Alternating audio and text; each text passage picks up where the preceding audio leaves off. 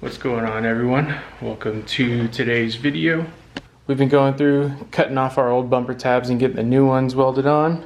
As you can see, the old ones were in pretty rough shape. A lot of them weren't up to where we needed them to be, so we're going through cutting them all off and welding them on straight so that hopefully we have some spares and whatnot in the event that we need them. Unfortunately, we only have the one rear bumper, and it is a reinforced bumper, so not that it's the end of the world about it, but anytime we get into an accident with the rear bumper, it will move our frame horns, and it's definitely not an ideal thing we want. So in the future, we may revert back to a traditional rear bumper without the side reinforcements, but we'll see. We did manage to go through and replace all of the original wiring harness that we had in here and put in a bunch of new stuff. Everything behind the dash, electrical wise, is all brand new, as well as everything in front of the firewall. Trying to keep it tucked up out of the way of the drive shaft. Might have to clean it up a little bit more, but we are buttoning things up very quickly here. Really not much to do today. All we gotta do is finish welding on those bumper tabs and get our Nerf bars and our floorboards in. Get the rest of our fenders and our body on, and then we'll scale the car.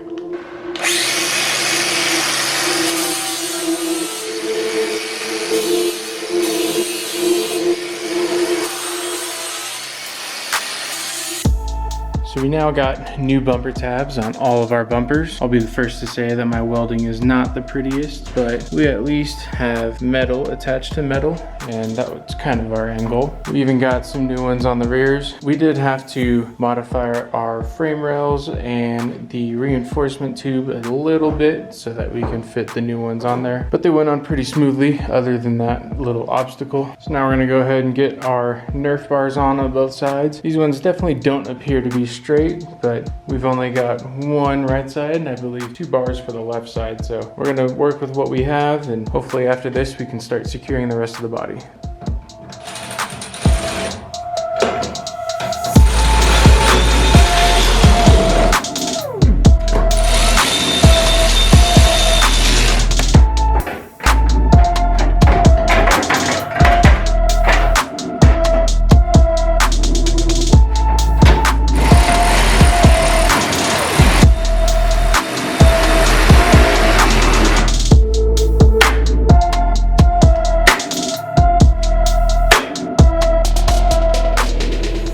So we have our running boards and Nerf bars now fully connected on both sides of the car. I've also gone ahead and just mocked up the front end for now. Obviously it's not riveted or bolted down or anything. None of the hood pins are in, none of the bolts to hold on the grill are in. We got the rear fenders sitting over the tires as well for now, just so that we can scale the car and see if we can get an accurate reading on what it is. We've got these go-kart scales that we picked up for relatively cheap, but they get the job done. Obviously we still have the Federals on. I'm not sure how big of the difference is between the two weight-wise, but if it looks off by a lot, then we'll put on the new tires, get those pressures set, and see where it goes from there.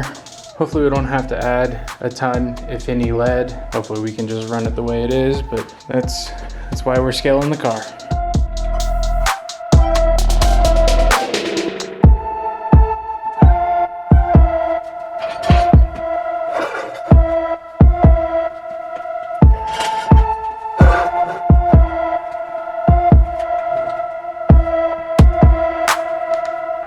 Now, I don't know what you can and cannot see right now, but you can see we're right at 1110, 1111 without me in it. We do have quite a bit on the left front. Percentage wise, obviously the right rear. We haven't set ride heights at all, so keeping that in mind. And we're still on the old tires, but curious to see how high it'll jump up once we sit in it. In fact, I'll probably give that a test real quick. So we went ahead and swapped out our Federals for our Hoosiers here and set our tire pressures to the recommended, which is 17 on the right sides and 12 on the left. We make weight as it sits right now. I think we're just over 1300 with 630 on the right side. I'll put the numbers up right here just in case I got those wrong, but those are the numbers we recorded, and that's obviously with our gear on top of the car, roughly around where the seat is, and myself sitting in the car as well. That's also with whatever fuel we have in the back here, which probably is maybe half a tank, more or less. So I think we'll be fine regardless of our fuel level. Now we're gonna drop the car, get some camber caster measurements, and check out our tow and our ride heights, and then load her up in the trailer. So I feel like our camber numbers are pretty okay for the track that we're going to be running at. The corners aren't super tight from what Google Maps shows, but I'm sure that the speeds that we're going to be carrying will be able to make do with the 5 and 3 degrees of camber on either side. One thing we had pretty far off though was our toe. We had roughly about 5/8 of an inch in on front toe, and we ended up changing it to roughly about 1/8 of an inch out for now, just to give us a little bit more stability on the straights while keeping some decent traction in the corner, and hopefully that doesn't make us understeer too much. Obviously it's something that's pretty simple to change. These heim joints in the front, just loosen the jam nuts and then move the rod in either direction to either extend or shrinken the rod. But we've got all of our brakes bled now, all 4 corners, starting with the left rear, as that's the furthest away from the master, and all the way up through the left front. These do have Wilwoods. We've gone ahead and cleaned the pads and everything, cleaned the rotors. We're gonna check our ride heights here real quick, make sure that we're not too far out of spec, but we're getting real close here. After we get these ride heights checked, we're gonna go ahead and do one final nut and bolt check, top off any fluids. Like, I know we have to add at least 1/2 quart in the rear end because I've only put 1 quart in there, and possibly check our oil level. I know we still have some from the sight glass, but haven't checked it while it's running yet. So this might be a morning task as we're loading it into the trailer to leave, but we'll see how far we can get. So we're on the right side of the car here. This is obviously our kick up from the frame rail, just in front of the firewall. So we're gonna measure it right here at our lowest point, as far forward as we can. Rulebook shows that we need to be at a minimum of 3.5 inches off of the ground. It appears that we're within that tolerance. Looks like we're closer to roughly about 4 1/4. We'll go ahead and do the same thing over here in the rear. And that one's more like 4.5, almost 4 3/4. So 4 5/8 probably more like it. Obviously we'll check the left side here, but we're gonna move on. So now we've gone ahead and checked pretty much all of our setup stuff for the car, and now that we're done getting all that information, it's time to nut and bolt check the car right before we put it on the track. It's a good idea to do this every single time you have an off weekend, or anytime there's a little bit of a stretch right before an event, or even right before every event. You can do it whenever you need. I typically will go through with an adjustable wrench, typically 2 of them, especially since we have both nuts and bolts that can be our fasteners.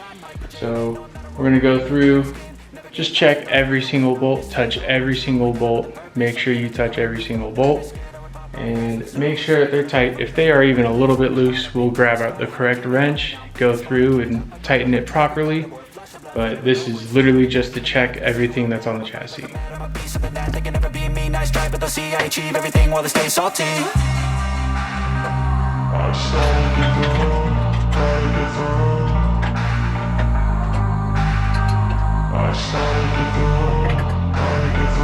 I can hear the demons call when they do what they do, and now I feel like taking off, find a place with a view. The pain is never gonna stop if it's controlling you. I know that time can heal it all, I just gotta get through, I just gotta get through. Obviously you're gonna wanna check all the nuts and bolts inside the cockpit too, but I'm gonna skip that for the video and go through it on my own time, just so that I can kind of focus and get the rest of the car done.